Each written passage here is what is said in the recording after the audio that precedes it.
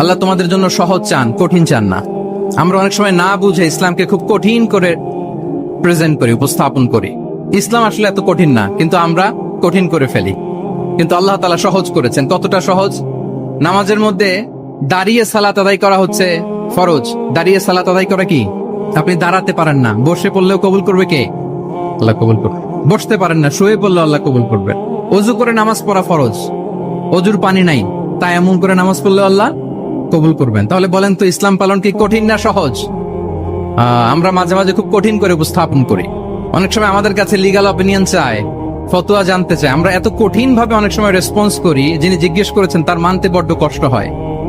কিন্তু ব্যাপারটা ছিল এমন চমৎকার করে আমাদের প্রেজেন্টেশনের দরকার ছিল যে তার কাছে খুব সহজ মনে হবে এটা।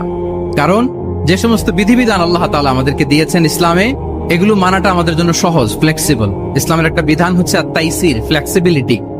মানুষের সুবিধা অসুবিধা এটা ইসলাম আমলে নেয়।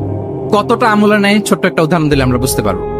রাসূল সাল্লাল্লাহু আলাইহি ওয়াসাল্লাম সাহাবাদেরকে নিয়ে একবার বসা, হঠাৎ করে এক সাহাবী এসে বললেন, ইয়া রাসূলুল্লাহ, হালাকতু ইয়া রাসূলুল্লাহ, হে আল্লাহর রাসূল, আমি তো শেষ।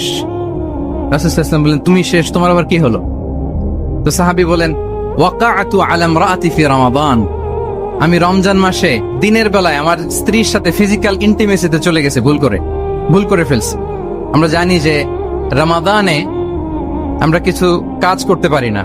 সিয়ামের সংজ্ঞাই হচ্ছে আসসাওমু হুয়াল ইমসাক আনিল আকলি ওয়াশ শুরবি ওয়াল জিমাই মিন তুলুইল ফাজরি ইলা গুরুবিশ শামসি মা'আন নিয়া। মানে রোজা হচ্ছে এটা এমন ইবাদত, সূর্যোদয় থেকে সূর্যাস্ত পর্যন্ত না খেয়ে থাকা, কোনো কিছু পান না করা, এবং দিনের বেলায় বিবাহিতরা তাদের স্ত্রীদের সাথে ইন্টিমেসিতে যেতে পারবে না। এটা যদি কেউ মেনটেন করে, এটা হচ্ছে সিয়াম। তো সাহাবী বলে, ইয়া রাসূলুল্লাহ, আমি তো শেষ, আমি তো দিনের বেলা ভুল করে ফেলছি, আমি তো আমার স্ত্রীর সাথে মেলামেশা করে ফেলছি, এখন কি করব? তো এটার আবার একটা বড় পেনাল্টি আছে। আপনারা যারা জানেন যে ইচ্ছাকৃত রোজা ভাঙলে কাজাও করতে হয়, কাফারাও দিতে হয়। কাজা মানে একটা রোজার জন্য একটা রোজা, আর কাফারা মানে হচ্ছে আরো 60টা রোজা রাখতে হবে। কয়েকটা জিনিস আছে, বেসিক্যালি 3টা। তো রাসূল সাল্লাল্লাহু আলাইহি ওয়াসাল্লাম তাকে বললো যে তোমার তো পেনাল্টি হয়েছে, তুমি তো বড় ভুল করে ফেলছো, তো তোমার কাছে কি এরকম কোনো দাস আছে যেটাকে তুমি আজাদ করে দিতে পারবা, মুক্ত করে দিতে পারবা? তাহলে পেনাল্টি আদায় হয়ে গেল। সে বলে, ইয়া রাসূলুল্লাহ, না, আমার তো এত সক্ষমতা নাই, আমার কাছে তো কোনো দাস নাই। আচ্ছা, দাস নাই। তো রাসূল সাল্লাল্লাহু আলাইহি ওয়াসাল্লাম বললেন, তাইলে তুমি টানা 2 মাস রোজা রাখতে হবে, তাইলেও পেনাল্টি হয়ে যাবে, আদায় হয়ে যাবে, পারবা?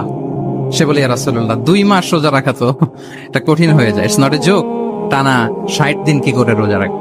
তো রাসূল সাল্লাল্লাহু আলাইহি ওয়াসাল্লাম বললেন, এটাও পারবে না, তাহলে 60 জন মিসকিনকে খাবার খাইয়ে দিতে হবে এজ এ পেনাল্টি। এটা বড় অন্যায় করে ফেলছো, 60 জন মিসকিনকে খাবার খাওয়াবে, এটা পারবা? সে বলে, ইয়া রাসূলুল্লাহ, এটাও পারবো না। তাহলে কয়টা অপশন দিয়েছিলেন রাসূল সাল্লাল্লাহু আলাইহি ওয়াসাল্লাম?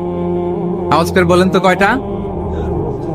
একটাও উনি পারবে না। দাসও আজাদ করতে পারবে না, 2 মাস রোজাও রাখতে পারবে না, 60 জনকে খাওয়াতেও পারবে না। তো রাসূল সাল্লাল্লাহু আলাইহি ওয়াসাল্লাম বলেন, কিছুই যখন পারবে না, কি আর করা, যাও একটু অপেক্ষা করো, দেখি কি করা যায় তোমাকে নিয়ে। তো রাসূল সাল্লাল্লাহু আলাইহি ওয়াসাল্লাম অন্যান্যদের